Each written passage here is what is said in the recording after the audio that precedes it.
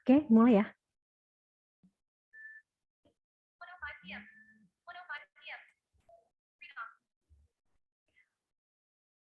Assalamualaikum warahmatullahi wabarakatuh. Beli bakwan cuma 1.000. Makan ketupat di alun Jogja. Mau seru-seruan di hari Sabtu. Ikutan InVR sharing online aja. Halo, hai, selamat siang Invi Friends semua. Gimana kabarnya nih? Semoga teman-teman dan keluarga selalu dalam keadaan sehat meskipun di tengah pandemi COVID-19. Terima kasih atas perkenan teman-teman untuk hadir pada siang hari ini di hari Sabtu, tanggal 26 Maret tahun 2022, pastinya di InVR Sharing Online seri 16. Nah, saya Rifka Aprilia akan menemani teman-teman semua hingga akhir acara nanti. Teman-teman, sebelum memulai acara, pastikan nih sudah menonaktifkan mikrofon agar acara tetap berlangsung dengan baik. Dan nanti jika teman-teman memiliki pertanyaan pada sesi diskusi, silahkan mengaktifkan fitur raise hand agar dapat bertanya langsung kepada narasumber atau bisa menuliskan pertanyaan di kolom chat. Nah, teman-teman, InVR Sharing Online seri 16 ini terselenggara atas kerjasama InVR dan Gemparkan. Komunitas yang komunitas pemuda yang peduli akan isu pendidikan inklusif dengan home base di Kota Makassar. Nah, pada siang hari ini kita akan membahas tentang pentingnya teknologi bagi mahasiswa tunanetra dan juga gimana nih caranya memanfaatkan teknologi untuk mencari informasi tentang beasiswa. Gimana? Seru kan? Nah, pastinya di tengah keseruan kita hari ini telah hadir 4 orang narasumber yang akan menemani dan berbagi pengetahuan serta pengalaman seputar tema teknologi pada siang hari ini. Nah, penasaran kan siapa aja narasumber kita pada siang hari ini? Yuk kita sapa dulu nih sama-sama siapa aja narasumbernya. Narasumber yang pertama ada Kak Nabila. Halo, selamat siang Kak Nabila. Sudah hadir? Halo, selamat siang Kak. Oke, terima kasih Kak Nabila. Lalu yang kedua, kita punya narasumber Kak Nurul. Halo, selamat siang Kak Nurul. Halo Kak, selamat siang. Oke, Assalamualaikum. terima kasih. Selanjutnya, narasumber ketiga kita ada Kak Sofwan. Halo, selamat siang Kak Sofwan.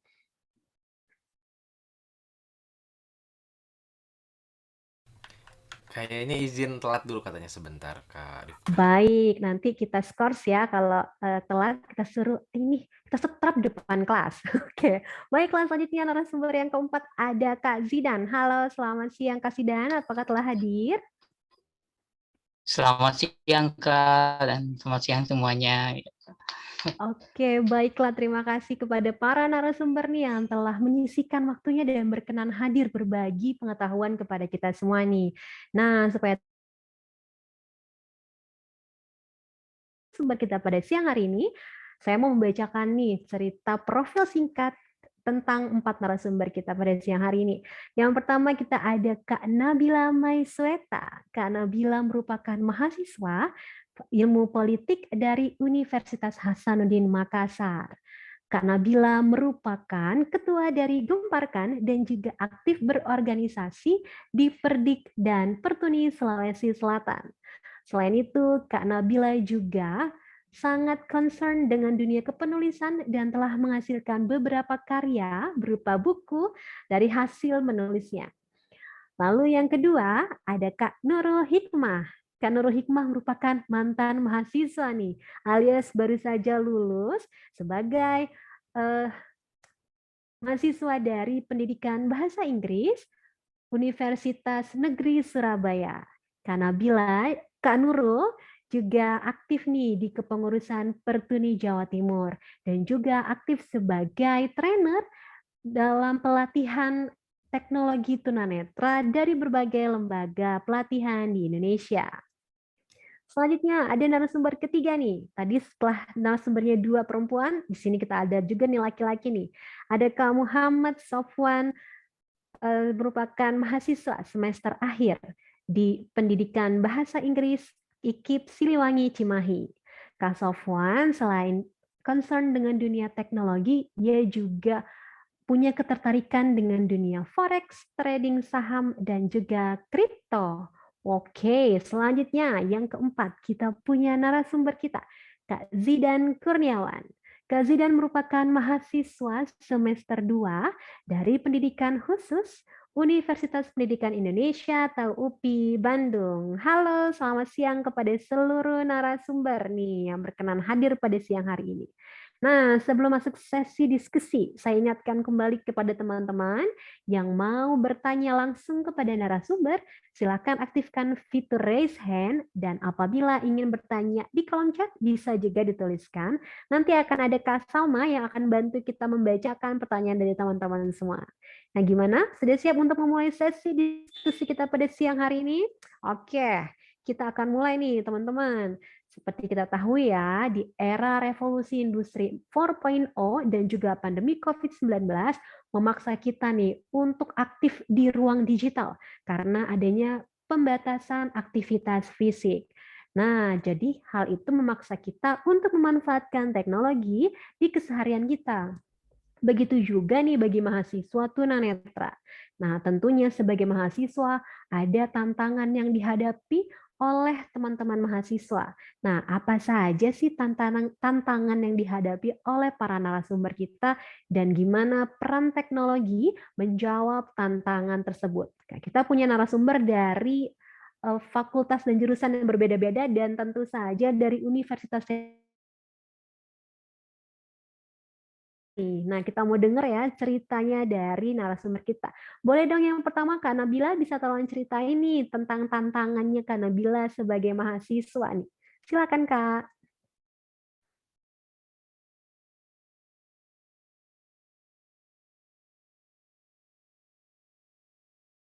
Hai hai, Kak Nabila. Apakah sudah siap berbagi?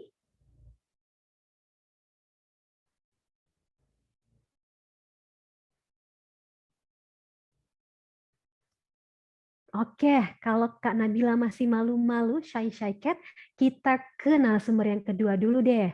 Kak Nurul. Kak Nurul bisa mulai cerita nih tentang tantangan Kak Nurul sebagai mahasiswa dan gimana nih cara teknologi menjawab tantangan yang Kak Nurul hadapi. Silakan Kak Nurul.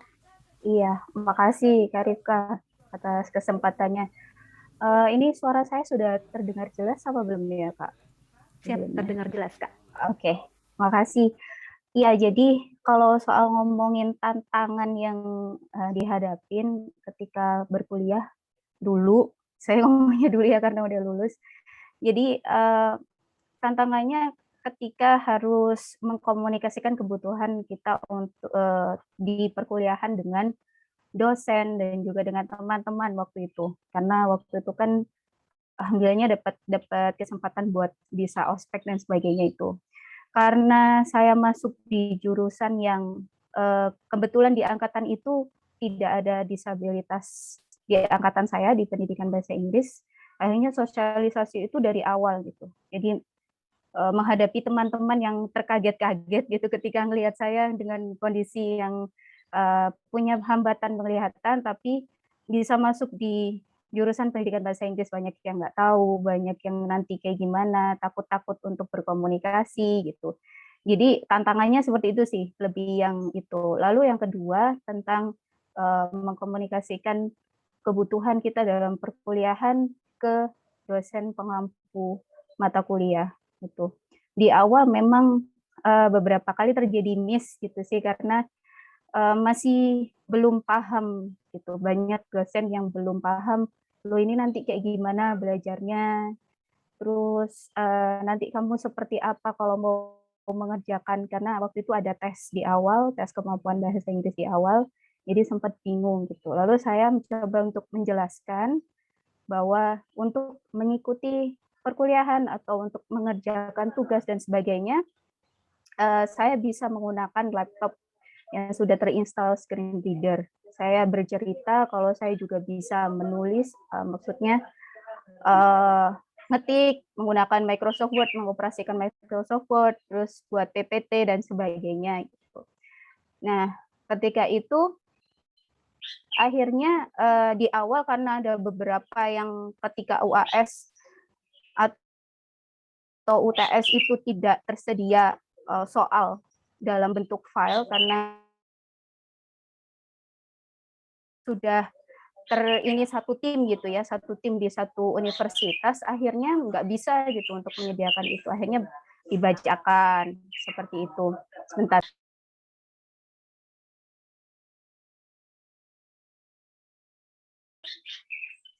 Nah, terus apa namanya? Karena seperti itu kalau sudah dibacakan ya sudah. Tapi setelahnya di semester kedua, semester selanjutnya sampai semester akhir, saya terus-menerus mengkomunikasikan kalau ini nanti seperti ini gitu. Saya kalau UAS nanti minta filenya saja. Oh ya, jadi macam-macam tuh dosennya nanti. Ada yang ngasih nanti di email ketika 5 menit sebelum pelaksanaan UAS atau UTS. Terus juga ada yang memberikan flash disk, saya disuruh mengerjakan di situ. Jadi itu sih yang akhirnya bisa apa namanya mengatasi apa namanya tantangan ketika proses mengikuti proses perkuliahan gitu. Terus juga buku itu kalau misalkan udah dosen udah bilang nggak ada mbak, nggak bisa saya ngasih filenya karena ini harus pakai buku cetak. Akhirnya ya sudah saya menggunakan teknologi lagi untuk bisa scan buku tersebut untuk bisa. Kak Priska, di awal saya berpikirkan ketika berkuliah dan bagaimana teknologi bisa apa namanya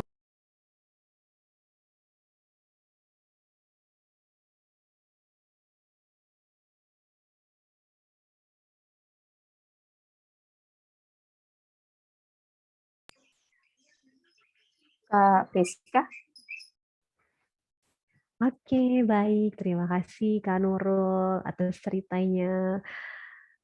Coba ya kita beralih nih ke narasumber berikutnya. Kira-kira merasakan juga nggak sih tantangan yang dihadapi sama Kak Nurul? Tadi Kak Nabila, apakah sudah bersedia untuk sharing? Iya, Kak. Oke, Tadi silakan. sinyalnya jelek. Iya. Jadi sebenarnya sebelumnya salam kenal teman-teman. Nabila itu biasa dipanggil Lala gitu. Nah, saya kuliah masih maba ya sebenarnya semester 2 Departemen Ilmu Politik di Unhas. Benar sekali kayak yang dibilang Kak Nurul tadi, dalam kuliah itu saya pikir kita harus pintar-pintar bicara sih.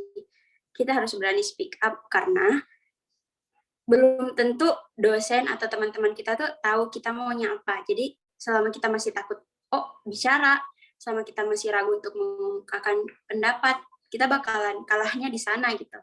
Jadi untuk teman-teman atau adik-adik yang mau kuliah, utamakan di komunikasi. Jadi harus mengomunikasikan ke dosen atau ke pihak kampus, kita butuhnya apa. Jadi misalnya kayak Lala tuh waktu pertama kali ujian di kampus, sebelum pekan ujian,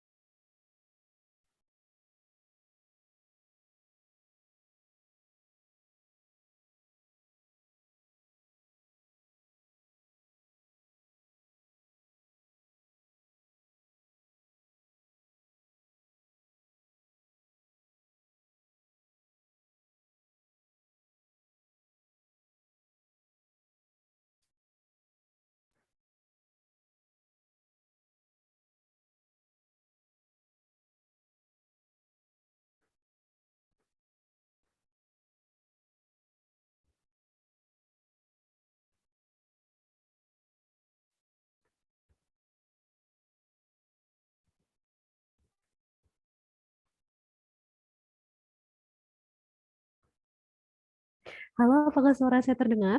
Sepertinya jaringan nih. Itu jaringannya Kak Nabila, Mbak, yang lost mungkin. Oh, oke. Ternyata Kak Nabilanya yang hilang. Aku pikir akunya yang hilang. Oke, mohon maaf. Baiklah. untuk menggantikan Kak Lala yang hilang, kita panggilkan dulu nih Kak Zidan nih. Halo Kak Zidan, sudah siap berbagi tentang tantangannya Kak Zidan nih di dunia perkuliahan nih? Ya, baik, Kak. Terima kasih untuk kesempatannya ya, yang telah diberikan. Ini sebuah kehormatan yang sangat luar biasa buat saya, karena memang mungkin saya ini ya, adalah mahasiswa yang terhitung masih baru gitu di dalam dunia mahasiswa ataupun di organisasi yang lainnya gitu. Mungkin sini hanya sharing sedikit saja ya. Saya sangat setuju dengan pendapat Kak Nabila maupun Kak Nurul bahwa memang tetap saja gitu. Walaupun saya memang notabene jurusan pendidikan khusus ya, yang memang seharusnya itu sudah bisa gitu, sudah mengetahui lah kurang lebihnya tentang kebutuhan kita, namun itu pun tetap saja masih banyak sekali tantangan bagi kita ya, di dalam di perkuliahan ini. Namun tentu itu bukan ini ya, bukan sebuah jangan dijadikan sebuah hambatan gitu. Tapi mungkin bisa dijadikan sebuah motivasi agar kita sama-sama gitu. Kita sama-sama mencari solusinya. Kita juga harus mengeksplor nih kita sendiri gitu. Bukan hanya mengkomunikasikan itu dengan pihak kampus misalkan atau dengan teman-teman, namun kita juga harus terus mencari solusi bagaimana agar kita bisa meminimalisir ketertinggalan itu. Kita bisa menciptakan solusi untuk memenuhi kebutuhan diri kita sendiri, untuk membuat kompensatoris dari apa yang tidak kita miliki, gitu. Khususnya ini ya berkaitan dengan visual gitu. Karena sebenarnya di prodi saya, karena memang jurusan pendidikan khusus ini berkaitan dengan berbagai disiplin ilmu yang berbeda ya, seperti psikologi, ada juga prodi-prodi yang lainnya. Nah, tentu akan ada banyak ya hambatan gitu, misalkan dengan instrumen-instrumen pengukuran gitu. Dan mungkin statistika juga yang umum ya, atau mahasiswa harus mempelajarinya itu sangat-sangat mungkin sulit ya gitu. Namun di sini karena temanya juga ada pentingnya rasakan ya, karena saya memang mahasiswa ini ya, dibilang mahasiswa pandemi gitu. Jadi dari awal sampai sekarang ini belum pernah sama sekali offline, dan di sinilah teknologi betul-betul menjadi betul-betul berperan gitu. Bagaimana kita harus bukan hanya bisa mempergunakan, tapi bagaimana kita bisa membuat mengefisienkan penggunaan itu. Karena memang misalkan dalam berkomunikasi dan sebagainya itu kita jauh tertinggal ya dengan orang awas gitu. Namun bagaimana kita bisa meminimalisir itu gitu. Misalkan dalam komunikasi via WA misalkan, atau di Zoom dan lain sebagainya, atau misalkan dalam pematerian dosen yang menggunakan PowerPoint. Nah itu meskipun saat ini ada teknologi yang bisa sedikit besarnya gitu menjembatani itu, namun saya rasa masih belum optimal gitu. Di sini pertanyaannya adalah bagaimana kita semua agar bisa saling memajukan teknologi buat tunanetra khususnya, untuk bisa gitu sama-sama sharing di sini dan mencari solusi dengan apa yang tantangan yang dihadapi oleh kita semua. Mungkin itu saja pendahuluan dari saya, Kak. Terima kasih. Oke, tampaknya pengalamannya mirip-mirip ya. Hampir sama sebagai mahasiswa tunanetra, tapi sama-sama ada benang merahnya nih. Sama-sama menyadari bahwa ternyata teknologi itu penting banget nih buat menunjang perkuliahan. Kalau misalnya dapat buku yang nggak akses dibaca tunanetra, dicari cara nih supaya gimana caranya kita bisa ngerti nih tentang materi yang ada di buku tersebut. Nah, teman-teman ini gimana sih caranya untuk tahu teknologi apa yang tepat yang dibutuhkan untuk menyelesaikan persoalan atau tantangan yang teman-teman hadapi. Bisa tahu nih kalau misalnya kalau nggak akses kita pakai teknologi ini deh gitu. Nah itu taunya teman-teman dari mana? Apakah teman-teman rajin-rajin googling, rajin-rajin baca berita, atau memang ada website khusus yang membahas tentang teknologi yang akses bagi tunanetra atau seperti apa? Silakan, siapa duluan yang mau sharing? Kak Nabila sudah kembali kah?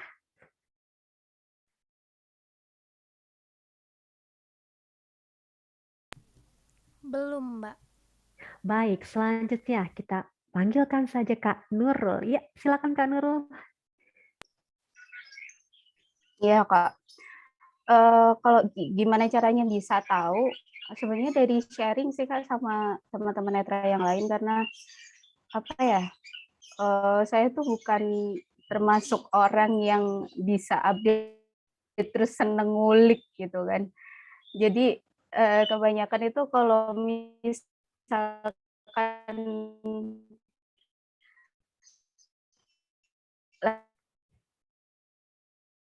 lagi kok nggak bisa ya, ini caranya gimana, terus nanti saya tanya ke teman, kan masih belum ketemu, atau kalau ketemu maksudnya apa namanya ya, sekiranya masih bisa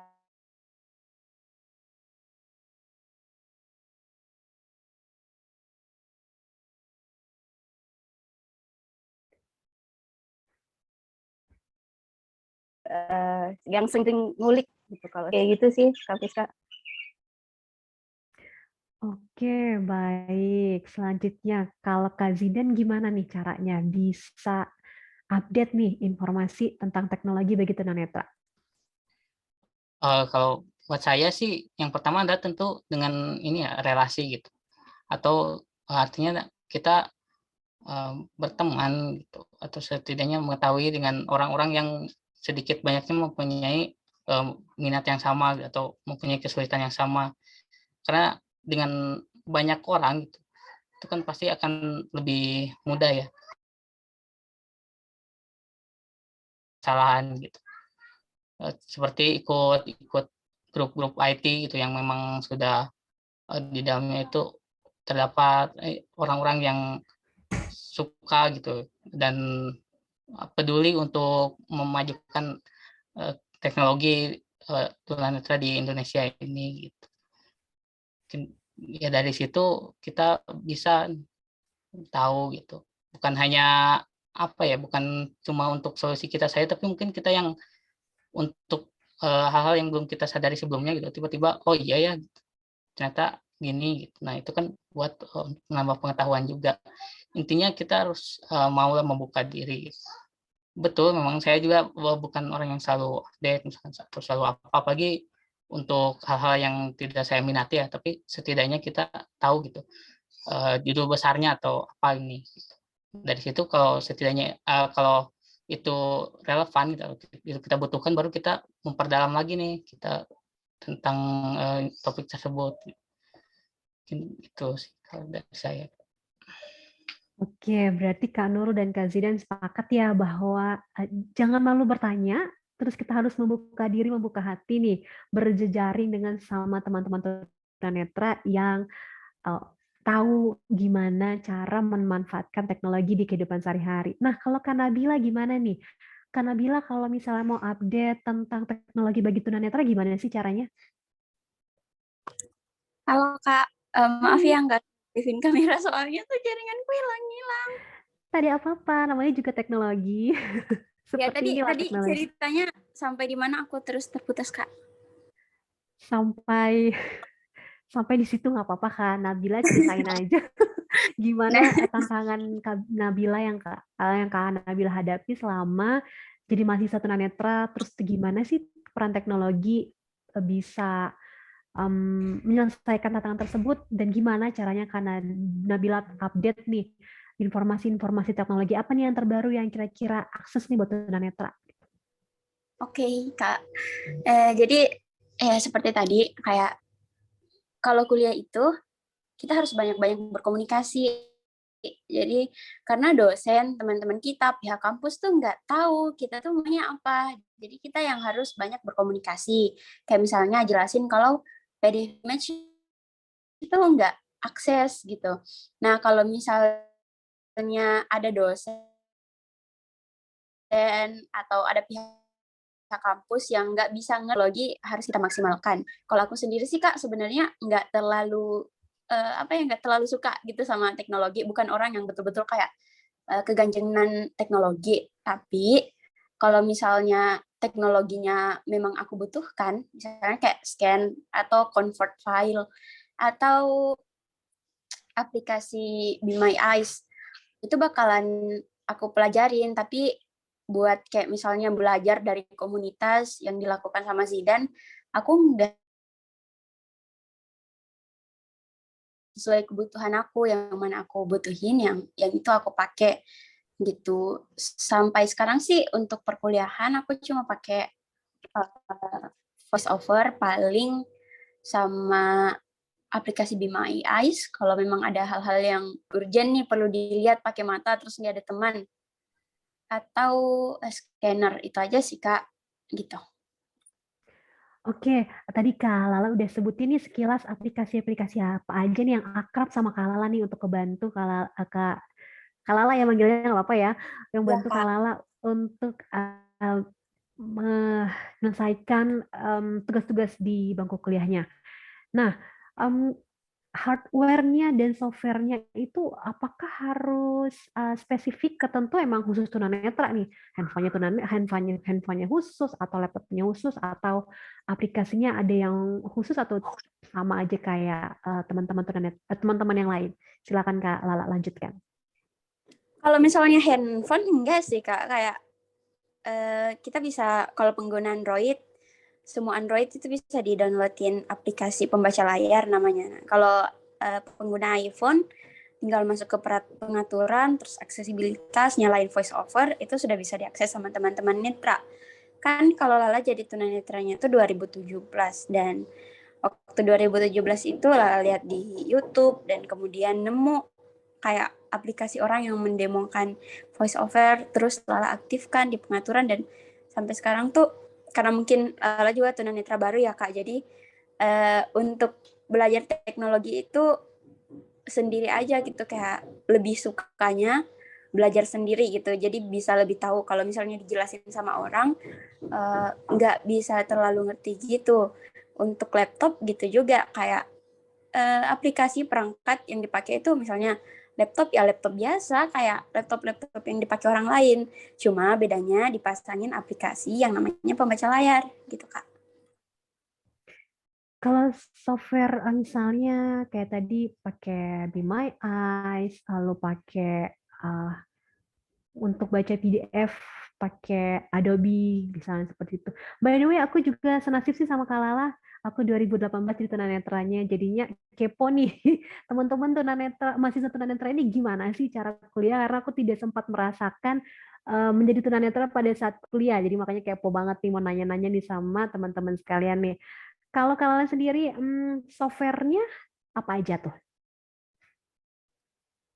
Kalau Lala pribadi yang betul-betul Lala gunain buat bantu kuliah itu paling kayak Be My Eyes, karena kan Lala itu Kak tinggal di dalam kayak apa ya, jadi kampusnya Lala ini luas, terus kayak ada pemukiman buat kos-kosannya gitu. Nah, Lala ngekos.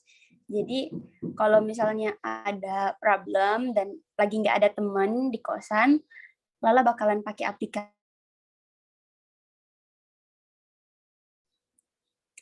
Kita bisa menggunakan aplikasi itu dan kita akan tersambung sama seseorang, entah di negara mana, entah dia siapa, pokoknya dia mengaktifkan aplikasinya sebagai relawan gitu.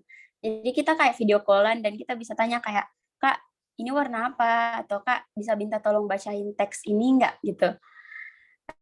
Terus aplikasi apa lagi ya kalau buat paling untuk convert file Adobe gitu aja sih. Kalau aku pribadi itu sih Kak, karena sampai sekarang dosen-dosen itu dan pihak kampus memang lagi apa? Jadi kampus aku itu belum banyak menerima disabilitas. Sepanjang sejarahnya hanya 3 orang. Dan untuk di Departemen Ilmu Politik baru aku, dan untuk sementara ini Departemen Ilmu Politik Unhas itu lagi berusaha untuk menjadi departemen penyontoh untuk seuniversitas, jadi departemen inklusi gitu. Jadi secara khusus mereka memang berusaha untuk mengakseskan segala buku, semua buku itu berusaha untuk diberikan ke aku dalam bentuk file. Terus kayak dosen-dosennya komunikatif, bertanya kayak, lah kalau di dalam kelas Bapak atau Ibu harus melakukan apa nih biar kamu setidaknya bisa ngakses mata kuliah yang ada di papan tulis gitu sih Kak.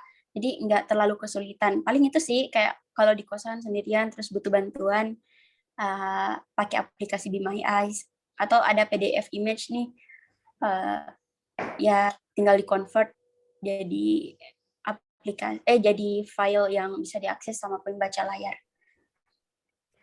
Oke, terima kasih Lala. Senang banget dengarnya suportif sekali ya, lingkungannya mendukung Lala gitu kan.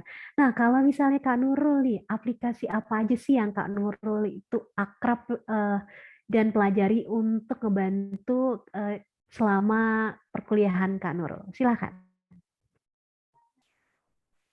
Kalau selama perkuliahan yang banyak saya pakai itu aplikasi untuk yang baca buku itu sih Kak. Jadi yang misalkan yang ABBY, saya sebut mereknya, atau kalau misalkan teman-teman bisa pakai OpenBook, itu saya lebih sering menggunakan kedua itu karena masih banyak buku yang terkadang buku perkuliahan yang jadi referensi itu nggak ada yang versi filenya gitu. Jadi akhirnya sering menggunakan aplikasi itu. Selain juga yang tadi yang disebutkan sama Nabila soal Be My Eyes, itu juga saya gunakan untuk yang di Android. Jadi memang kalau untuk yang tadi udah dijelaskan Nabila sangat membantu ketika butuh untuk ngeliatin apa itu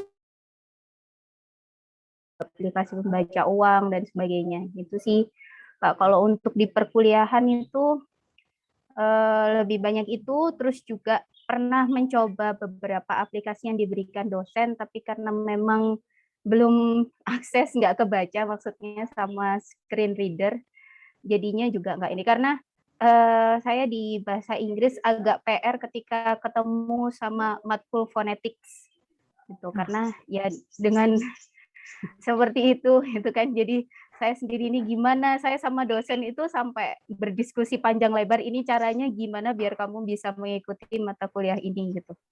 Tapi udah coba software yang dikasih sama dosen, coba kamu ini, tapi nggak kebaca sama screen reader, sayanya yang bingung. Terus ya udah Pak, saya coba untuk mengikuti. Nanti saya juga dibantu sama teman, alhamdulillah teman-teman banyak yang ngebantu untuk menjelaskan gitu, mendeskripsikan phonetics yang seperti ini nanti diftong yang seperti ini gitu.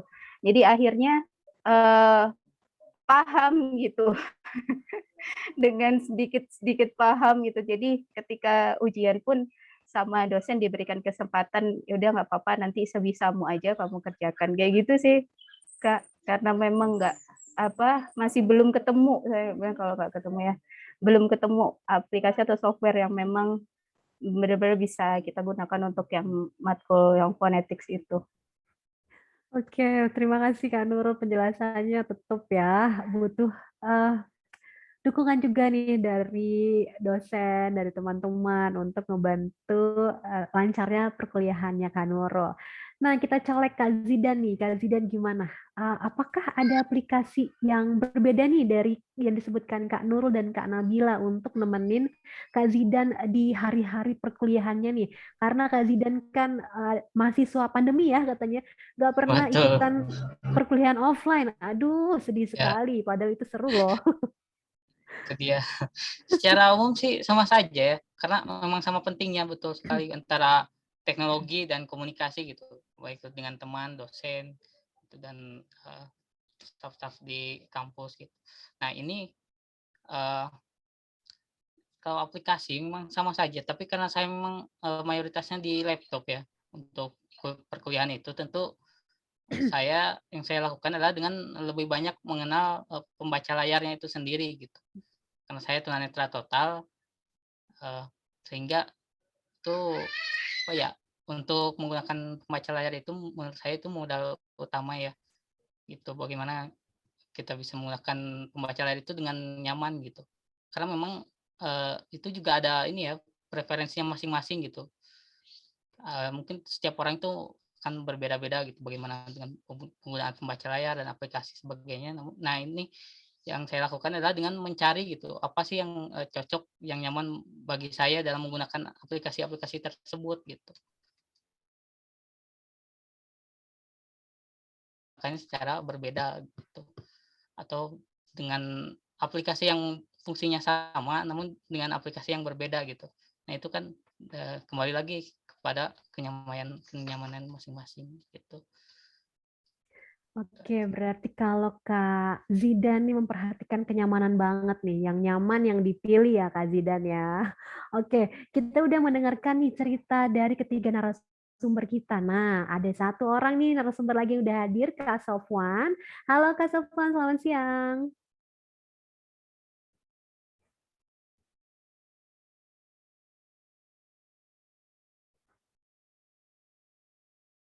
Kak Sofwan, main yuk. Apakah sudah siap nih bercerita tentang indahnya masa-masa perkuliahan? Karena sepertinya Kak Sofwan sebentar lagi tuh akan lulus. Akan lulus dan meninggalkan nih masa-masa indah di perkuliahan. Sudah siap berbagi? Halo, Nah, ini dia teman-teman. suaranya. Halo Kak Aduh, sorry. Sofwan. Baru sampai nih. Gak Gimana, apa-apa. Kak? Nanti setelah selesai acara disetrap di depan kelas ya. Oh iya, siap. Bercanda. Oke.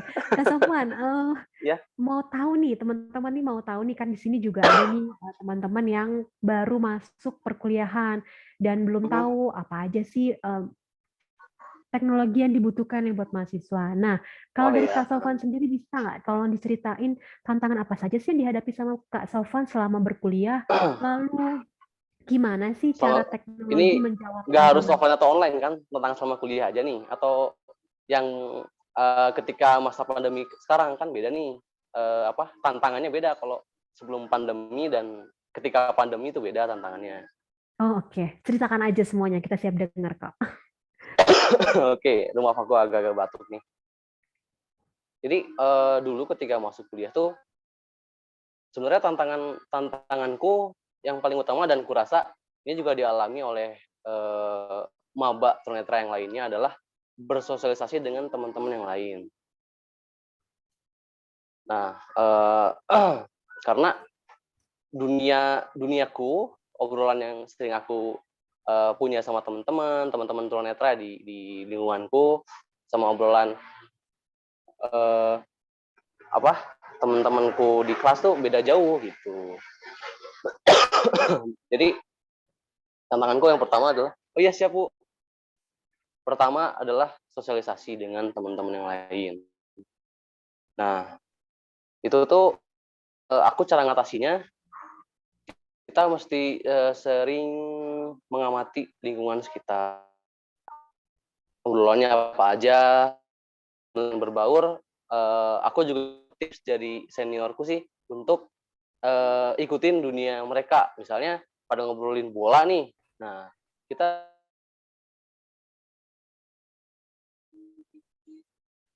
terus kedua juga kita nggak usah kaku sih di depan teman-teman yang lain untuk menawas, karena kenapa aku ngobrolin soal teman-teman yang lain, soalnya teman-teman kita selama kuliah itu mungkin bisa aku bilang sebagai kunci kita bisa lancar atau enggak kuliahnya. Soalnya dengan kita punya teman-teman yang banyak, otomatis kita juga bakal dapat banyak jalan lah untuk menyelesaikan tantangan dalam kuliah yang lainnya gitu. Nah, tantanganku yang kedua adalah menyesuaikan dengan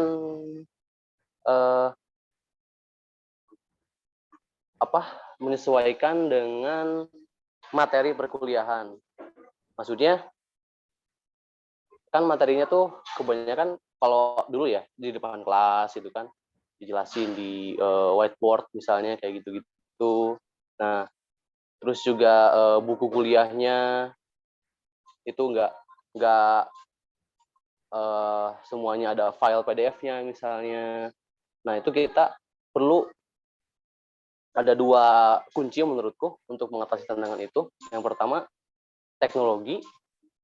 Kita harus menguasai aplikasi-aplikasi yang tadi dijelasin sama narasumber yang lain ya. Aku kayaknya udah nggak usah jelasin lagi. Kayak Be My Eyes misalnya, ABB File Reader. Terus kalau buat handphone mungkin aku pakainya AdVoice buat baca-baca PDF-nya. Kalau di laptop aku pakainya Bookworm. Nah, kayak gitu-gitu. Terus yang kedua adalah komunikasi dengan dosen. Nah, pokoknya kalau misalnya kuliah, kunci yang pertama kita harus up to date. Terus yang kedua adalah komunikatif, baik itu dengan teman-teman di kelas, terus teman-teman organisasi kalau misalnya kita ikut organisasi kuliah, terus juga sama dosen. Nah, gitu sih. Paling kalau misalnya selama pandemi ini tantangannya mungkin lebih ke adaptasi aja ya. Kan awalnya kita ke kelas, terus nanti kalau sekarang kita kuliahnya di Zoom atau di Google Classroom atau Google Meet, kayak gitu yang kita bisa nggak usah mandi dulu, asal kelihatan rapi aja bisa kuliah gitu. Kalau dulu kan harus ke kampus segala. Nah, itu sih lebih ke adaptasi di situnya aja paling. Yang penting kita udah menguasai screen reader yang kita pakai, baik itu NVDA ataupun JAWS ataupun yang lainnya. Nah, menguasai itu misalnya kita tahu cara browsing gimana, cara moving di reading mode-nya gimana. Kalau di NVDA kan ada browse mode, ada focus mode kayak gitu-gitu. Itu sih paling Kak Arif. Oke, siap. Terima kasih Kak Sofan sudah berbagi. Ikut bertanya atau sharing nih sama para narasumber, boleh banget. Bisa langsung aktifkan fitur raise hand-nya untuk bertanya langsung. Atau teman-teman bisa juga nih menuliskan pertanyaan di kolom chat. Kita masih punya waktu nih untuk bisa ngobrol-ngobrol lagi. Oke, selanjutnya saya mau tahu ke Kak Nabila dulu nih. Kak Nabila juga kan selain sebagai mahasiswa, Kak Nabila juga merupakan ketua Gemparkan nih. Nah, boleh cerita sedikit nggak sih ke teman-teman sekalian ini? Gemparkan itu sebenarnya apa sih, Kak? Silakan Kak Nabila. Oke, makasih Kak. Gemparkan itu singkatan dari Gerakan Mahasiswa dan Pemuda untuk Kesetaraan. Ini adalah komunitas yang kami dirikan pada tahun 2019 dan sudah 3 kali pergantian pengurus ya Kak. Jadi sebenarnya Gemparkan ini mirip kayak Gantara kalau di Jabar, tapi bedanya kita itu memang fokus, yang pertama fokus banget ke pendidikan inklusif, terus yang kedua itu kami lintas ragam disabilitas gitu, jadi kayak nggak cuma netra, tapi ada teman tuli, teman daksa, sekarang sih belum ada bintal dan intelektual, gitu. Dan fokus isu pendidikan inklusif itu membuat kami dari Gemparkan lebih banyak ke arah merangkul teman-teman yang dari SLB terus mau sekolah inklusi gitu, atau kayak lagi penyiapan daftar kuliah nih. Nah, kami tuh mau kasih gambaran ke teman-teman kalau jangan pernah pilih jurusan hanya karena kalian pikir jurusan itu akses. Hanya kalian pikir, oh di sana ada difabel yang pernah kuliah misalnya. Karena kebanyakan entah di kota lain gimana ya, tapi kalau di Makassar itu teman-teman ke-trigger-nya bahwa mereka harus sekolah di SLB, mereka kalau kuliah harus ambil jurusan PLB, karena itu yang akses buat mereka gitu. Nah, kami dari Gemparkan itu mau menyebarkan pengetahuan bahwa kita difabel bisa bebas pilih jurusan apapun yang kita mau. Kita bisa bebas pilih kita mau jadi apa gitu. Jadi kayak orang buta nggak harus jadi tukang pijit dong. Gitu-gitu sih. Dan selain itu kita juga memfasilitasi teman-teman yang misalnya dapat diskriminasi dari kampus ataupun sekolahnya, atau sesimpel berbagi cerita kalau aku kesulitan loh dapat teman di kampus gimana ya, itu kita jadikan Gemparkan sebagai tempat untuk sharing gitu, sharing section sama teman-teman. Jadi kayak mungkin yang pernah menghadapi kendala itu dan mendapat solusinya bisa menjelaskan ke juniornya gitu Kak. Dan selain itu apalagi ya? Oh, soal beasiswa. Jadi kekurangannya teman-teman itu adalah biasanya nggak, buat apa sih difabel kuliah, ujung-ujungnya nanti jadi tukang jahit atau ujung-ujungnya juga jadi penjual keripik gitu. Nah, kami mau memberi semangat sih untuk teman-teman yang mau kuliah bahwa mereka bisa kuliah walaupun nggak dibiayai sama orang tua. Caranya banyak beasiswa, banyak banget beasiswa yang bisa kita akses. Misalnya kayak untuk orang yang memang nggak mampu secara ekonomi, ada KIP Kuliah. KIP Kuliah itu bisa daftar lewat website, ataupun kita bisa daftar nanti saat udah keterima di kampus dan kita input data di sana. Nah, input data dibantu sama pihak kampus. Atau yang paling gampang adalah beasiswa difabel. Beasiswa difabel ini masuk ke dalam kategori beasiswa afirmasi. Beasiswa afirmasi itu kayak beasiswa untuk kelompok-kelompok rentan, daerah 3T, disabilitas, gitu-gitu. Tapi kekurangannya adalah beasiswa difabel ini kurang sosialisasi dari Simbelmawa. Jadi banyak banget kampus yang tidak memfasilitasi difabel, mahasiswa difabelnya untuk kuliah dengan bantuan beasiswa afirmasi difabel, bukan karena mereka nggak mau, tapi mereka nggak tahu gimana cara akses afirmasi difabel. Nah, caranya adalah kita harus, misalnya kalau kampus belum tahu cara daftarnya, kita harus kasih SK dari Kementerian Pendidikan dan Budaya, dan kita jelasin. Pokoknya ada juga tuh orang kemahasiswaan yang kadang nggak mau gitu, malas aja ngurusin difabel. Jadi kayak kita harus vokal banget nyuarain bahwa ada loh beasiswa difabel dan aku mau daftar, caranya gini gitu. Dan kekurangan lain dari beasiswa difabel ini karena kita nggak bisa daftar sendiri. Yang bisa mendaftarkan mahasiswa difabel ke Belmawa cuma kampus. Jadi kuncinya adalah bagaimana cara kita bilang ke kemahasiswaan tingkat univ kalau beasiswa afirmasi difabel memang ada dan cara daftarnya kayak gini gitu. Itu sih sebenarnya Kak.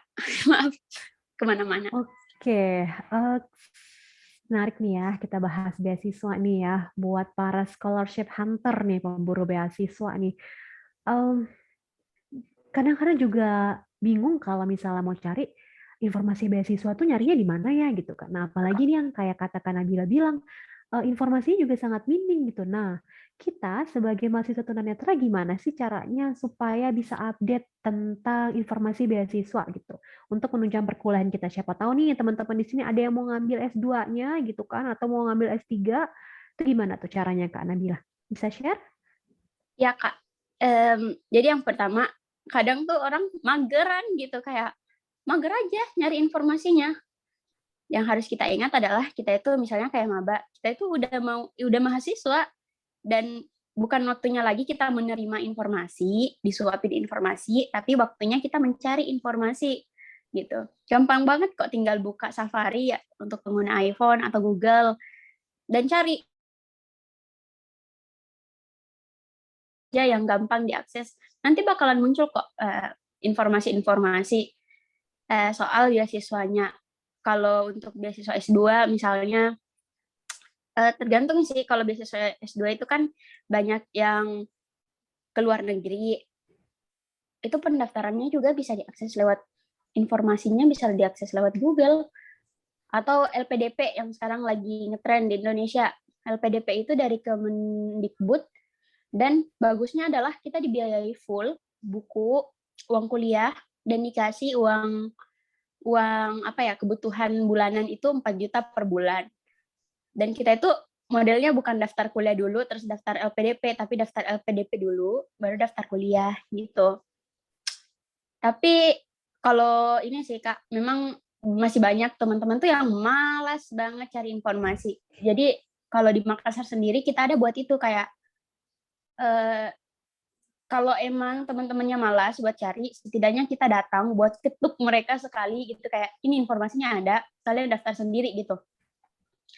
Karena kendalanya memang di situ, malas cari informasi. Jadi teknologi emang harus dimaksimalin sih. Kayak buat apa beli HP mahal-mahal sampai 5 jutaan kalau buka Google aja cari informasi tuh mager. Gitu Kak.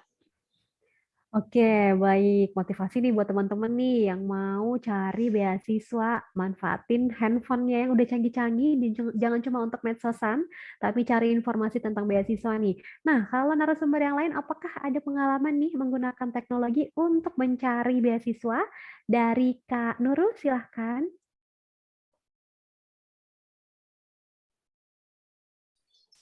Iya, Kak Rizka, gimana? Tadi soalnya pas putus-putus. Putus-putus, jangan. Iya. Kita jangan putus dulu. Oh, Belum enggak. selesai caranya. Belum. Iya. Kak Nurul punya pengalaman Iya, gimana, untuk Kak?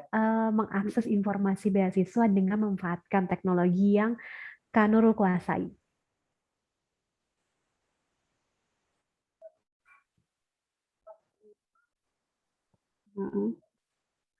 Halo? Mengakses informasi tentang beasiswa gitu kan ya, kalau Ya, di betul teknologi gitu. sekali. Oh iya. Iya sih, jadi kalau untuk akses informasi memang sering-sering untuk kita cari, karena kan kalau memang udah ada kemauan untuk atau keinginan untuk bisa berkuliah ya, terus juga pengen kita kuliahnya itu dengan ada beasiswa kan pasti ya kita harus rajin-rajin gitu buat cari. Tadi bener yang dikatakan sama Nabila, kita yang harus aktif buat nyari di googling gitu kan, sekarang banyak sekali beasiswa.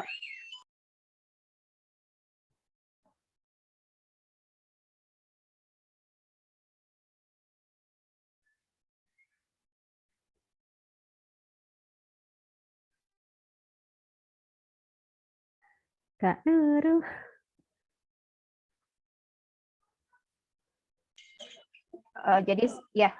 Jadi tadi tuh tadi sampai mana ya? Oh ya, soal informasi, kalau memang udah ada kemauan untuk ngelanjutin kuliah gitu kan, pasti ya kita yang harus aktif buat nyari informasi tentang beasiswa itu gitu. Di Google sekarang udah banyak sekali, terus juga kesempatan beasiswa untuk teman-teman difabel itu kan sekarang udah banyak ya. Jadi ya kita harus bisa memanfaatkan informasi itu. Terus juga sekarang yang saya perhatikan udah banyak sekali teman-teman yang aktif untuk share broadcast atau informasi tentang beasiswa gitu di grup-grup WhatsApp, di Telegram itu juga banyak gitu. Jadi hal-hal yang seperti itu kalau kita bisa memanfaatkan dengan baik, pastinya nanti kitanya juga bakal lebih mudah gitu untuk bisa mendaftar, apalagi mendapatkan beasiswa tersebut. Itu sih, Kak. Oke, terima kasih Kak Nurul sependapat ya dengan Kak Nabila. Nah, gimana dengan Kak Zidan? Apakah pernah punya pengalaman nih mencari beasiswa dengan memanfaatkan teknologi yang Kak Zidan kuasai? Silakan. Ya, betul sekali. Saya memang mungkin tidak ada lagi yang bisa ditambahkan gitu, karena memang betul itu kembali lagi gitu pada kemauan kita gitu, kesabaran kita untuk, karena walaupun kita sudah bisa mengakses teknologi gitu ya, karena tetap saja itu akan ada memerlukan usaha ekstra gitu untuk kita dalam mengakses informasi, untuk mengakses apa-apa, untuk mengikuti tahapan-tahapan dari ini untuk mendapatkan beasiswa tersebut gitu. Dan itu memang tidak mudah ya. Jadi ya sama, mungkin lebih ke kesabaran kita aja gitu, dan konsisten gitu jangan hanya karena ada hambatan sedikit, misalkan udahlah atau udah nyerah duluan, misalkan ini susah atau gimana gitu. Mungkin itu aja sih. Oke, terima kasih Kak Zidan. Harus sabar, tetap semangat ya, dan konsisten pastinya. Nah, gimana dengan Kak Sofwan? Apakah pernah punya pengalaman untuk cari-cari beasiswa nih, Kak Sofwan? Nah, iya pengalaman sih banyak. Jadi kuncinya memang untuk mencari beasiswa itu kita kalau udah tahu teknologi ya, itu gampang banget. Kita tinggal ada kemauan aja yang penting. Tinggal cari di Google, terus juga manfaatin sosial media kita kayak WhatsApp, Telegram, Instagram, Facebook, bahkan TikTok juga mungkin ada beasiswa di TikTok. Nggak tahu ya, aku nggak punya TikTok soalnya. Terus yang ketiga mungkin alternatif yang lain adalah kita aktif di organisasi kampus, dan nanti kita bisa tanya-tanya info-info tentang beasiswa di situ, karena dengan kita aktif di bakal punya akses kan ke ibaratnya pejabat-pejabat di kampus lah, entah itu mungkin dekan, rektor mungkin kayak gitu-gitu. Terus di pihak-pihak yang lain, pihak kemahasiswaan misalnya, nah kita bisa tanya-tanya ke situ juga. Atau kita bisa juga diskusi dengan orang-orang yang tahu, karena dengan kita ikut Ormawa, otomatis network kita, jaringan kita dalam mencari informasi itu akan semakin luas. Itu sih mungkin Karif. Oke, terima kasih. Berarti memang kalau mau cari beasiswa nih, harus berdasarkan narasumber ini kita harus ada kemauan, tentunya menguasai teknologi karena kalau penyebaran informasi beasiswa biasanya online ya, secara daring, jadi nggak pakai lagi kan nyebar-nyebar pamflet atau seperti apa. Lalu juga harus banyak networking, banyak tanya-tanya sama teman-teman difabel yang sudah pernah terima beasiswa, kita tanya-tanya, kita kepo-kepoin biar kita juga tahu gimana nih caranya untuk dapetin beasiswa. Nah, oke selanjutnya nih kita ngomongin masalah teknologi lagi nih. Saya sendiri sih penasaran ya, teman-teman narasumber kita ini penguasaan teknologinya, apakah pernah ikut pelatihan khusus untuk bisa menguasai teknologi bagi tunanetra? Kalau misalnya pernah, ada nggak sih lembaga yang memang concern sama pelatihan teknologi bagi tunanetra? Kita mulai dari Kak Zidan dulu deh. Silakan Kak Zidan. Ya, untuk pengalaman saya sendiri ya, sebetulnya sih mungkin sebagai tunanetra tentu kita harus sedikit banyaknya bisa lah gitu, punya basicnya gitu ya, tentang bagaimana mempergunakan teknologi kita sendiri gitu ya. Namun untuk pelatihan dan sebagainya tentu saya juga ikut ya. Dan ya INVR ini adalah salah satunya gitu. Salah satu lembaga yang memang ingin sangat konsen ya untuk memajukan teknologi gitu tunanetra di Indonesia ini, karena memang banyak gitu orang-orang yang ahli di bidangnya masing-masing gitu, dan itu tentu sebuah peluang yang sangat luar biasa gitu buat kita tuh. Kalau tidak dimanfaatkan itu kan sayang sekali gitu kan. Kita berbagi, ada yang mau berbagi gitu, tinggal pengembangan saja sih kalau menurut saya ya buat di sekarang ini gitu, karena teknologi ini memang sangat memudahkan gitu, tidak memperhitungkan jarak atau juga sangat memudahkan lah untuk lain-lainnya. Nah itu sih. Selebihnya ya lebih ke pengaplikasian aja gitu, kita semakin ya bisa karena biasa gitu kan, jadi semakin kita membiasakan diri gitu dengan teknologi, dengan kemajuan teknologi ini dan dengan aplikasi-aplikasi yang kita butuhkan, maka itu semakin lama kita tentu akan semakin bisa yang mengoperasikan itu dengan. Ya, terima kasih Kak Zidan. Selanjutnya kita mau tanya ke Kak Nurul. Kak Nurul, gimana? Pernah nggak sih ikut pelatihan tertentu untuk penguasaan teknologi? Terus ada nggak nih lembaga yang ngebantu Kak Nurul untuk menguasai teknologi bagi tunanetra? Silakan Kak Nurul. Iya, jadi kalau pernah ikut pelatihan pernah Kak. Jadi awal banget waktu saya kenal dengan teman-teman tunanetra yang lain, itu saya dapat kesempatan buat ikut pelatihan dasar untuk komputer dengan screen reader, itu yang mengadakan kemudian organisasi Pertuni itu. Dan sampai sekarang juga Pertuni baik yang di pusat maupun juga di beberapa daerah juga concern sekali untuk melakukan atau menyelenggarakan pelatihan-pelatihan yang berhubungan dengan teknologi gitu. Terus juga kalau untuk lembaga, saya juga pernah mengikuti kegiatan yang diselenggarakan oleh Kominfo itu, terus juga di pusat pernah mengikuti kompetisinya juga. Terus juga ada lembaga lain yaitu Bakti yang akhir tahun 2020 pernah mengadakan pelatihan dan juga kompetisi untuk difabel berhubungan dengan teknologi. Itu sih Kak Rizka. Oke, selanjutnya terima kasih Kak Nurul sudah berbagi. Aku mau beralih ke Kak Nabila nih. Kak Nabila pernah punya pengalaman ikut pelatihan teknologi karena Kak Nabila baru menjadi tunanetra, pastinya harus banyak menguasai teknologi ya, banyak belajar seperti saya juga. Nah, ada pengalaman Kak Nabila bisa diceritakan?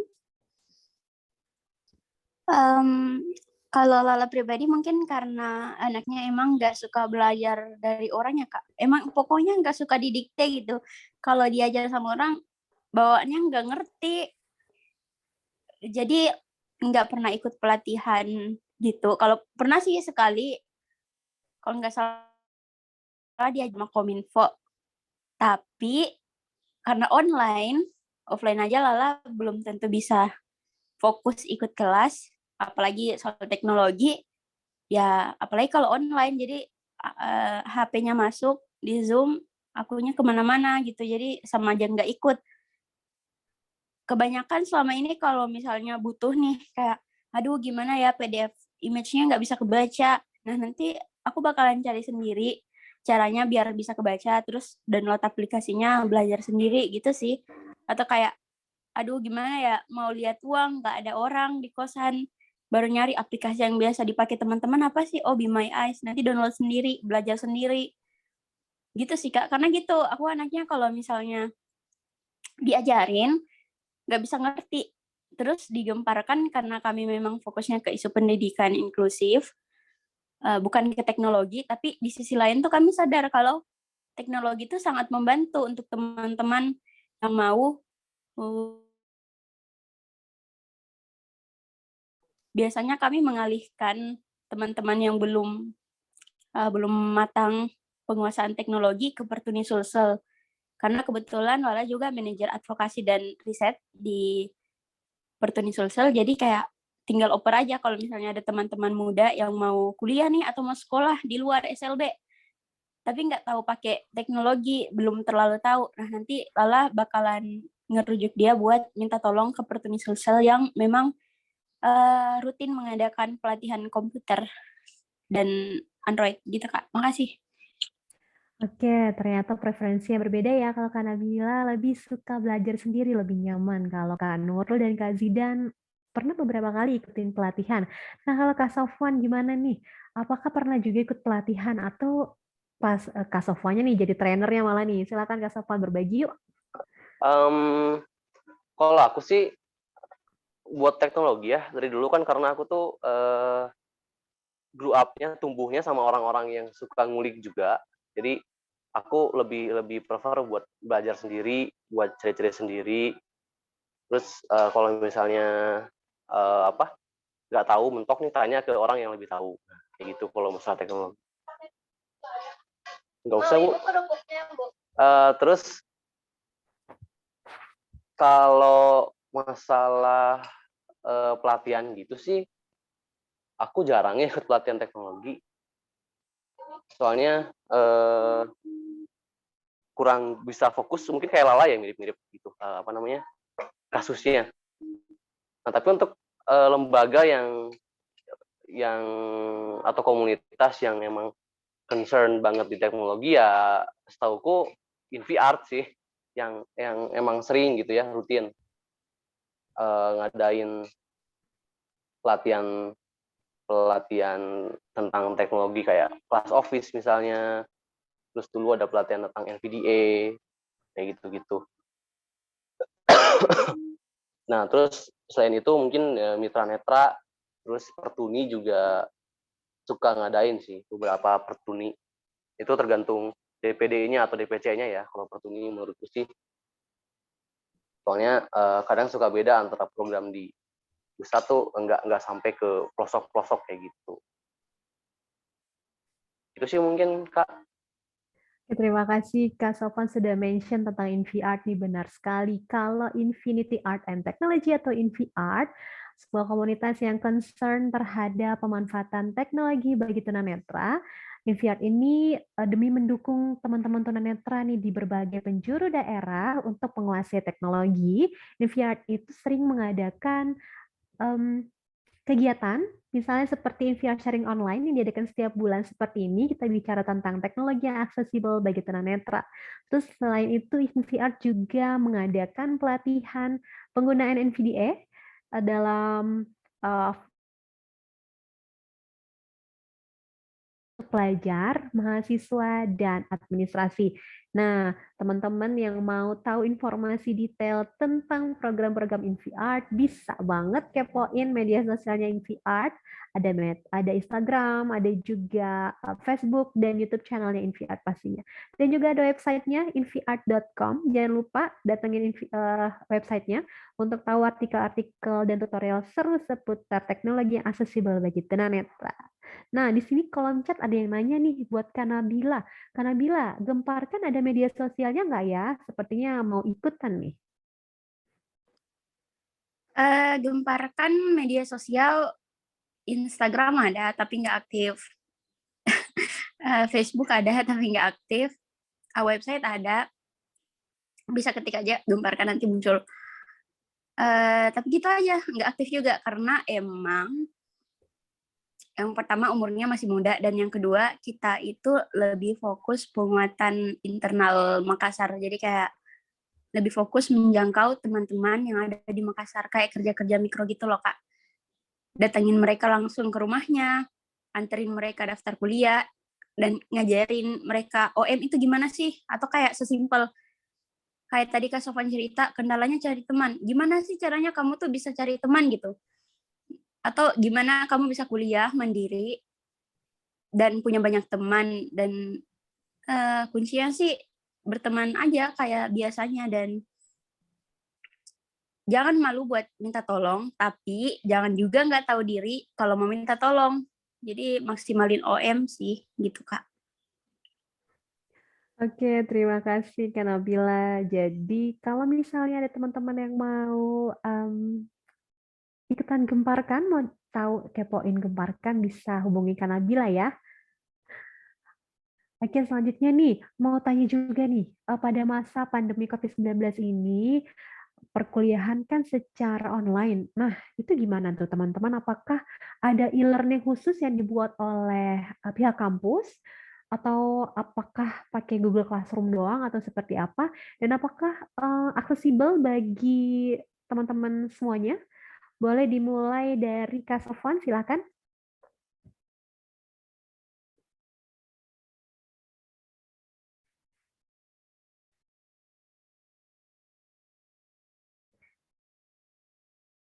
Kak Sofwan, oke sepertinya Kak Sofwan lagi ditawarin kerupuk sama ibu-ibu. Oke, kita lanjut ke Kak Zidan deh. Boleh Kak Zidan ceritain tentang perkuliahan di masa pandeminya? Apakah pakai e-learning atau tidak? Silakan.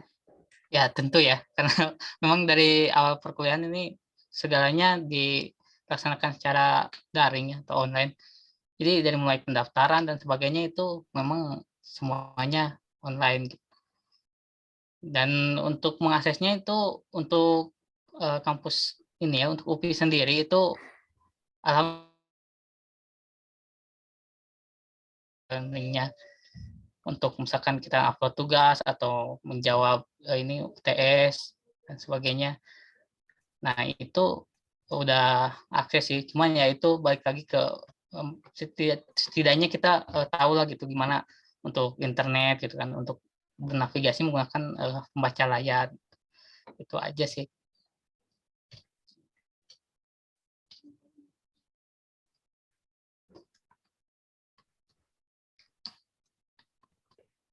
Halo Kak Zidan, maaf sinyalnya hilang. Oh iya loh, gimana? Halo? Ya, Oke, sampai mana terima tadi? kasih. Oh iya. Kak Zidan sudah menceritakan tentang perkuliahan di masa pandeminya. Sekarang mau dengar cerita dari Kak Nurul. Kak Nurul gimana? Oh, Kak Nurul masih merasakan ya kemarin berkuliah di masa pandemi ya Kak Nurul ya, meskipun sudah lulus ya. Iya, Oke. sempat 3 semester sih, Kak. Oh, oke, lumayan Jadi ya. iya, selama 3 semester. Kalau waktu apa namanya pandemi sih untuk e-learning karena waktu itu awal banget ya di semester awal kebanyakan dosen masih mempergunakan fasilitas yang dipunya sama Google gitu ya, Google Classroom, terus pakai apa namanya video conference gitu-gitu sama WhatsApp yang biasa digunakan. Terus karena seiring berjalannya waktu e-learning yang dimiliki sama kampus sempat awal-awal agak kurang akses, nggak bisa, ada beberapa yang tidak bisa dibaca sama screen reader. Terus akhirnya alhamdulillah ada bisa ngasih masukan gitu loh kitanya yang dari mahasiswa netranya. Jadi alhamdulillah sekarang kalau saya dengar dari adik-adik yang sekarang menggunakan e-learning itu sudah sangat aksesibel katanya gitu untuk penggunaan e-learningnya yang punyanya kampus gitu Kak Veska.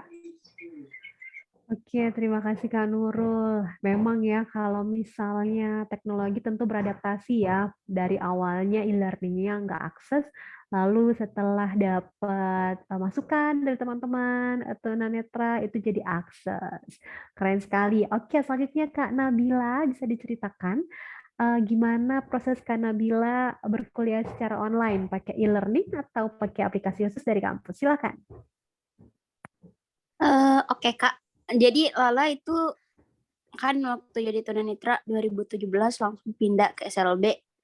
Jadi kelas 3 SLB itu SMP LB di SLB sekolahnya. Tapi pas SMA itu udah keluar, udah di sekolah reguler dan dari semester 2, kelas 2 sampai lulus sekolah itu online terus. Jadi otomatis kayak udah terbiasa ya pakai aplikasi kayak Google Meet, Microsoft Teams, Google Classroom, dan semuanya.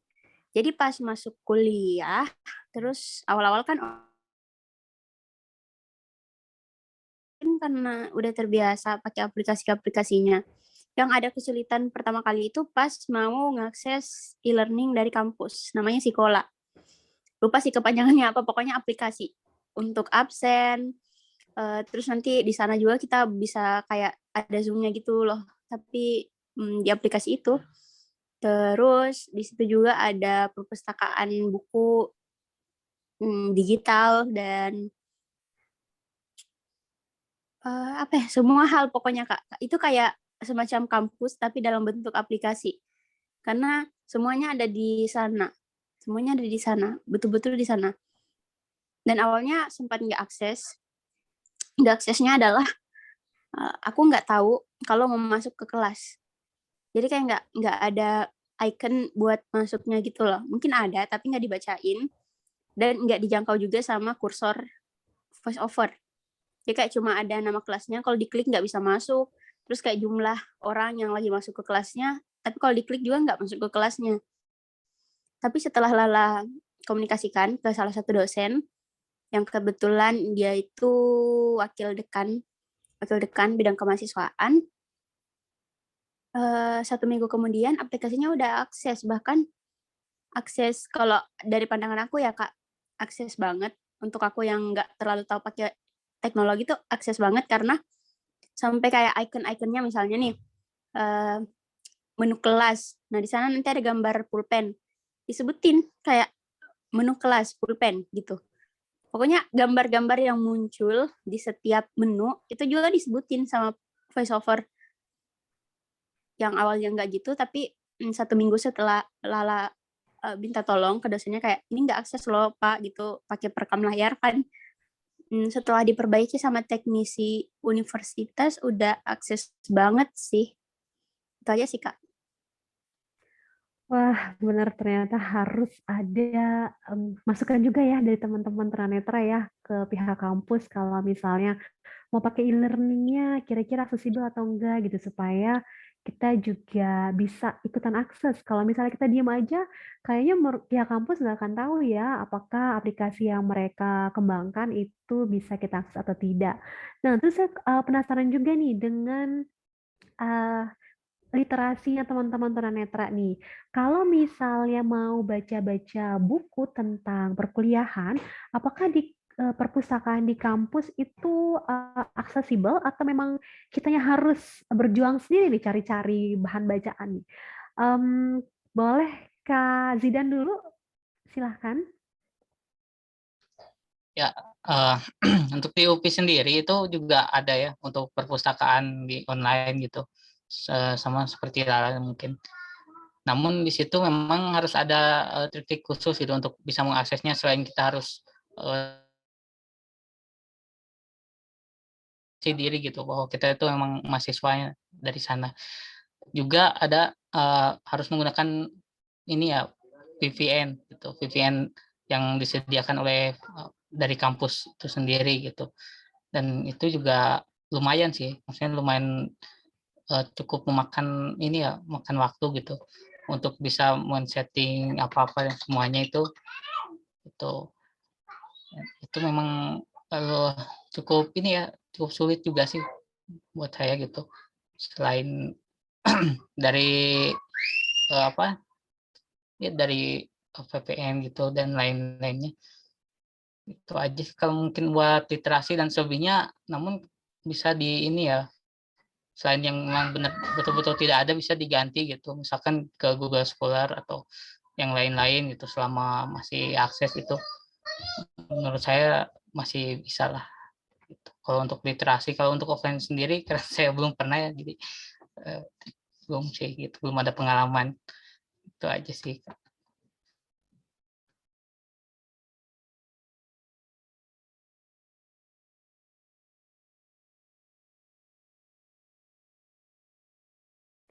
Oke, terima kasih Kak Zidan. Lagi-lagi nih, sebagai mahasiswa tunanetra harus pinter-pinter nih memanfaatkan teknologi. Kalau misalnya memang ada perpustakaan tapi memang kurang akses, bisa lari ke Google Scholar seperti yang diceritakan oleh Kak Zidan. Kalau misalnya Kak Nurul nih, gimana nih? Apakah perpustakaan di Universitas lain sudah cukup akses untuk Kak Nurul untuk baca-baca atau Kak Nurul cari cara lain nih untuk bisa meningkatkan literasi? Silahkan Kak Nurul.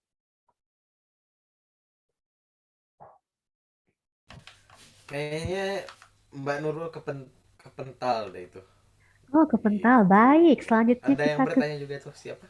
Mas Frankie Karif. raise hand ya. Mau bertanya langsung Kak Frankie? Iya, raise hand ya. Oke, silakan Kak Frankie. Silakan bertanya, mau bertanya kepada siapa, lalu sebutkan pertanyaannya. Silakan. Pak Rifka ya, Rifka, ya. sama kakak-kakak di sini semuanya, maaf suara agak. Saya juga mahasiswa tunanetra nih. Boleh disebutkan kampusnya nggak, Kak? Boleh banget, silahkan. Tinggal di mana? Saya mahasiswa dari Unpam, Kak. Pamulang. Oke, jurusan?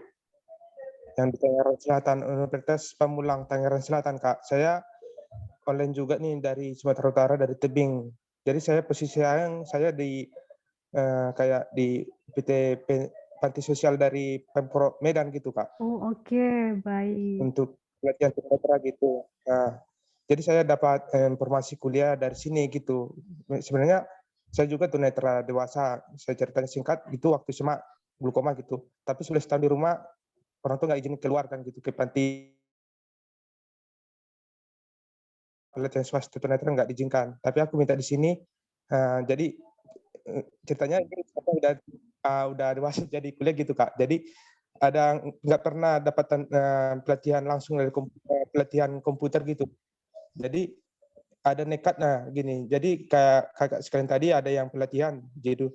Jadi aku cuma nanya teman sedikit-sedikit gitu. Buka Microsoft Word udah bisa sekarang gitu. Tapi aku mau nanya gitu, tentangnya banyak memang kayak salah satunya waktu mendapati learning itu susah kemarin gitu, sampai minta bantuan dari keluarga dari jauh gitu, ngirim, aku yang ngerjain dikirim lagi gitu Kak, sampai bisa gitu. Akhirnya bisa sendiri dan dapat lagi tantangan gitu, waktu tes itu, waktu pengiriman lembar jawaban, dia harus diedit PDF-nya, misalnya kartu pembayaran ujiannya itu harus ada di atas dan jawabannya harus di bawah gitu. Aku kurang bisa kemarin gitu.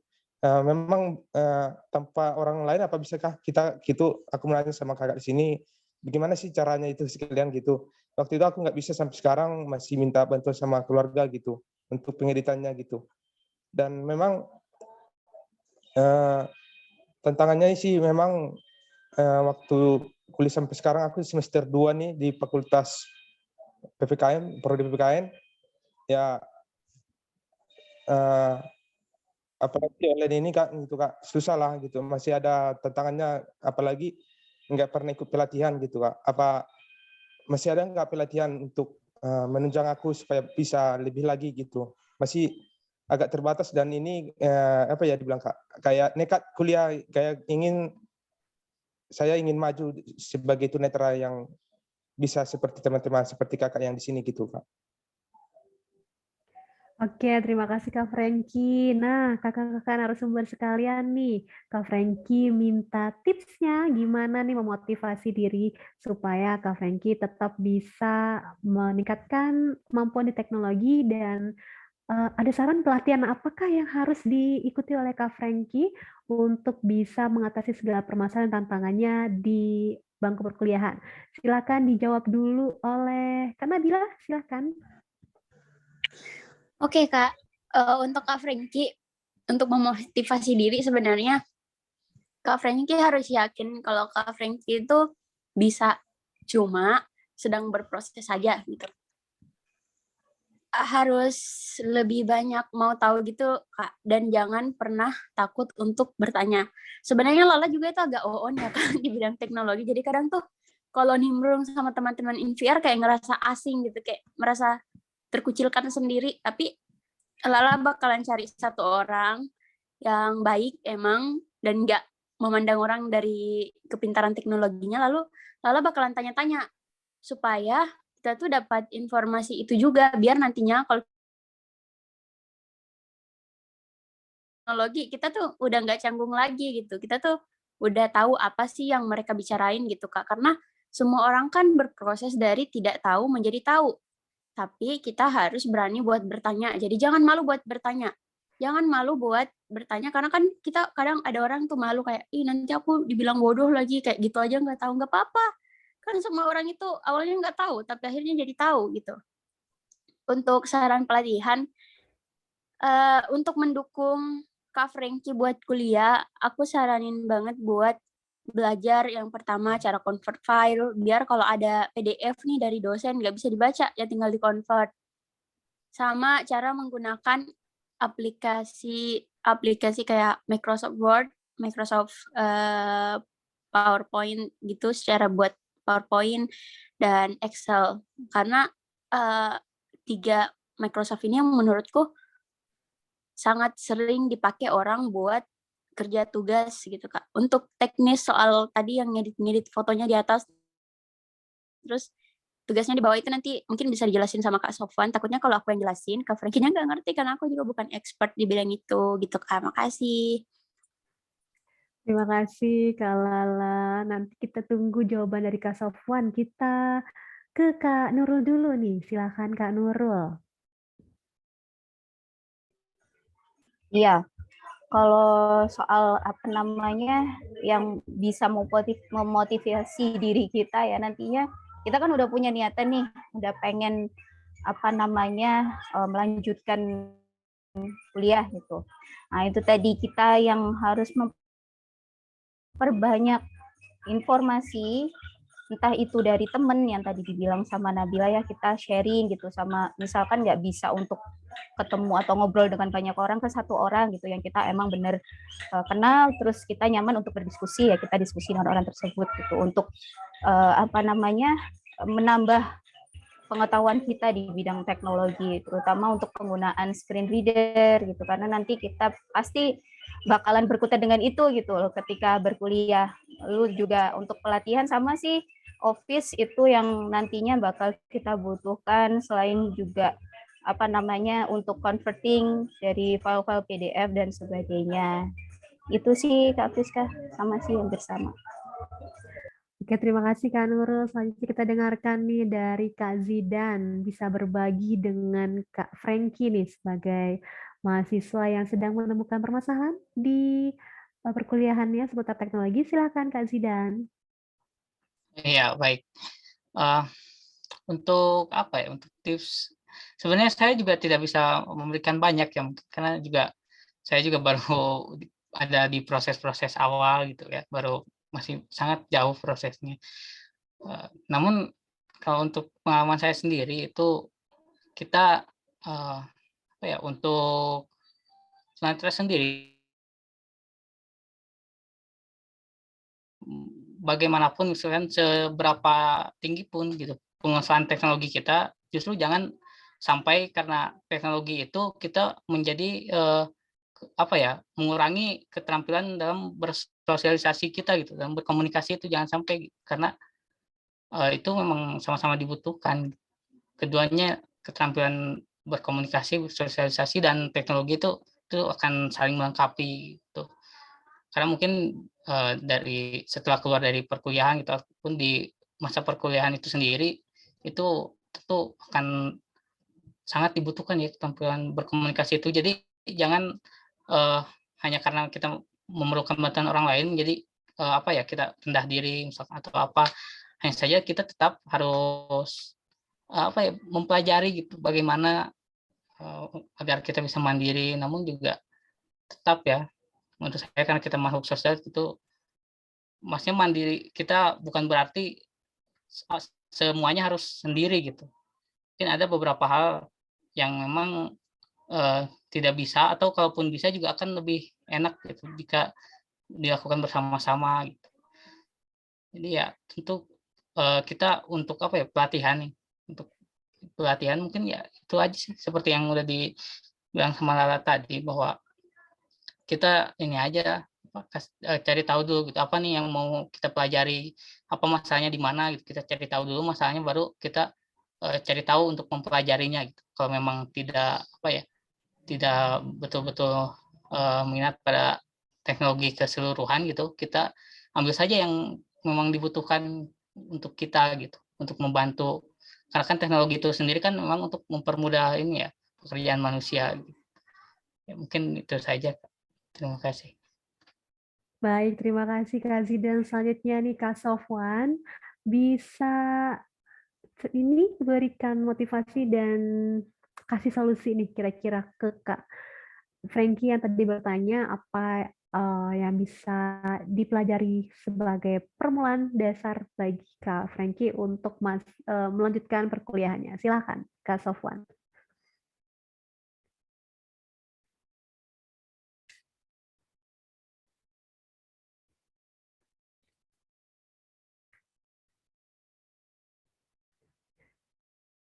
Kak Sofwan. Oke, sepertinya Kak Sofwan belum ada. Nah, Kak Frankie juga mungkin bisa ikut pelatihan yang diadakan oleh InViArt. InViArt itu biasanya ngadain pelatihan Microsoft Office dasar. Saya juga salah satu pesertanya nih kemarin nih, yang batch 2. Yang di tahun kemarin ya kalau nggak salah ya, tahun 2021 itu kita belajar tentang penggunaan NVDA di Microsoft Office, dan itu menurut saya sangat berguna banget gitu ya untuk saya juga yang tunanetra dewasa. Teknologi itu sangat membantu. Nah, mungkin Kak Frankie bisa ikutan. Semoga aja di tahun ini InViArt mengadakan lagi untuk yang batch 3. Silahkan Kak Frankie kepo-kepoin di Instagram, Facebook, dan juga di websitenya InViArt untuk tahu apa aja kegiatan dan program-program selanjutnya diadakan oleh InViArt. Nah, apakah ada yang bertanya lagi? Halo. Suaraku ada? Oke, Kak Sofwan, welcome back. Aduh, sorry. Tadi masuk nggak bisa unmute karena hostnya copot kayaknya. Oke, silakan Kak Sofwan. Tips ya. Kalau dalam bidang teknologi kan kalau tips berkuliah tadi udah ya, yang penting kita berkomunikasi, komunikatif, dan harus mau bersosialisasi dan gabung juga ke ormawa-ormawa di kampus. Nah, kalau dalam hal teknologi, hal yang pertama harus kita kuasai adalah screen reader, pembaca layar yang kita pakai. Nah, itu utama banget soalnya kalau kita nggak bisa pakainya, kita belum paham cara pakainya, nanti kita bakal menemui kesulitan-kesulitan yang sebenarnya itu bisa mudah teratasi kalau kita tahu. Kayak misalnya ada beberapa situasi di mana built-in OCR dari NVDA misalnya bisa membantu kita. Tapi karena kita nggak tahu, nah kita jadi bingung tuh gimana caranya. Nah kayak gitu. Nah mungkin kita bisa, aku masih merekomendasikan pelatihan NVDA dari InVR sih kalau misalnya pakai NVDA ya. Jadi itu dibahas lengkap banget dari awal sampai akhir tentang NVDA. Terus yang kedua, dalam teknologi itu selain screen reader yang dipakai, kita juga mesti tahu cara pakai laptopnya gimana. Maksudnya basic-basic kayak cara install aplikasi, terus apa yang harus kita lakukan dalam situasi-situasi tertentu, misalnya ngapus file kayak gitu-gitu. Kita mesti menguasai juga cara memakai komputernya gitu sih. Nah kalau misalnya udah menguasai dua hal itu, insya Allah hal-hal berikutnya kalau ada aplikasi baru ataupun teknologi baru yang harus kita pakai, insya Allah kita bisa mengikuti dengan mudah. Itu sih Kak. Oke, baik. Terima kasih. Gimana Kak Frankie? Apakah sudah terjawab pertanyaannya dari keempat narasumber kita?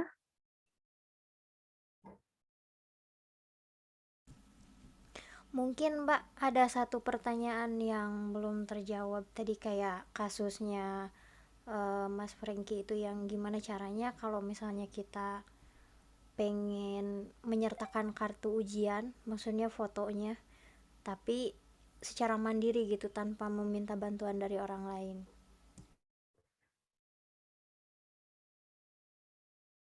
Van mau menjawab? Gimana? Pertanyaannya tadi aku belum masuk soalnya. Jadi Kak Melempar Frankie kartu ujian gimana? mengalami kesulitan nih ketika mau memasukkan foto ke dalam kartu ujiannya yang berformat Word ya. Jadi insert foto itu gimana gitu? Kalau misalnya Insert tunanetra foto. supaya nggak pakai bantuan dari orang awas. Sebenarnya sih kalau kalau di Word ini ya, sebenarnya dilemaku sendiri. Kita bisa insert foto nih, kita gampang caranya cari aja tab insert, tekan alt di itunya, di tempat fotonya, terus cari tab insert, terus tekan tab terus nanti ada pictures. Nah kita bisa masukin di situ, lewat situ.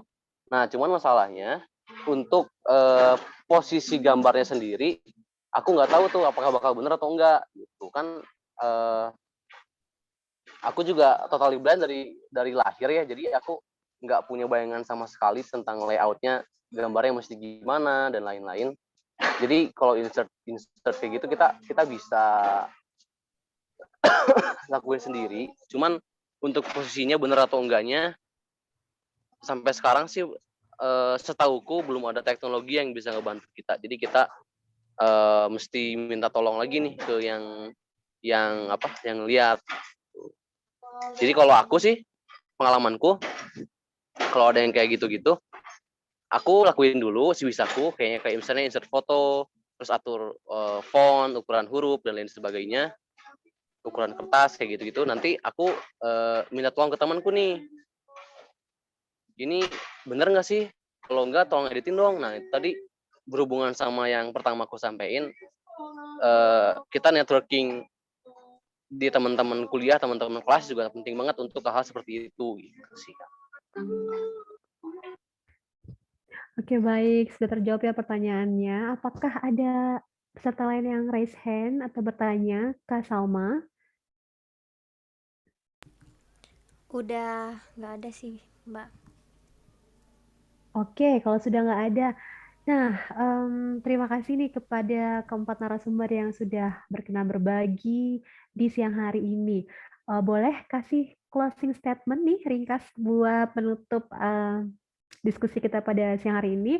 Boleh tips atau boleh apapun motivasi kepada teman-teman sesama tunanetra. Silakan dimulai dari Kak Nabila. Oke, Kak. Satu sih, pesan aku untuk teman-teman netra yang mau kuliah atau mau sekolah reguler. Biasanya kita takut nanti nggak dapat teman, nanti kena bully. Percaya aja kalau dalam satu tempat pasti ada 80% orang baik dan ada 20% orang jahat gitu. Nggak mungkin ada satu tempat yang benar-benar semuanya tuh orang jahat, semuanya nggak mau berteman sama kita. Semuanya bantu kita mau berteman sama kita. Gitu, Kak. Satu lagi. Dan Oke. kita nggak usah malu buat minta tolong. Tapi di sisi lain, kita harus tahu diri gitu. Hal-hal yang bisa kita lakuin sendiri ya, untuk apa minta tolong sama orang lain? Kalau hal-hal yang emang udah nggak bisa nih, mentok banget, kita memang nggak bisa kerja, ya baru kita minta tolong gitu, Kak. Makasih. Oke, baik. Terima kasih Kak Nabila. Selanjutnya silahkan Kak Nurul kasih closing statement-nya nih. Ya, buat teman-teman yang ingin melanjutkan kuliah, ingin melanjutkan studinya, pesan saya jangan pernah lelah untuk belajar untuk menambah kemampuan kita, pengetahuan kita di teknologi. Terus yang kedua, jangan pernah lelah untuk berkomunikasi, karena ini nanti berhubungan dengan komunikasi kita nantinya di lingkungan perkuliahan, dengan teman, dengan dosen, dan yang lainnya. Itu sih Kak Friska, terima kasih. Terima kasih. Selanjutnya Kak Zidan, silakan memberikan closing statement. Ya, closing statement-nya sih, ya untuk berkuliah itu terbuka aja untuk perubahan, siapkan diri untuk menghadapi perubahan bagaimanapun itu, dan tingkatkan penguasaan teknologi ya, khususnya buat pembaca layar itu, karena itu yang sangat akan membantu gitu. Mungkin itu aja. Terima kasih Kak Zidan. Selanjutnya terakhir Kak Sofwan, silahkan berikan closing statement. Oke, 3 kata sih kalau kita harus kuliah itu sebagai mahasiswa yang baik ya. Adaptif, aktif, dan komunikatif. Itu aja sih dari aku.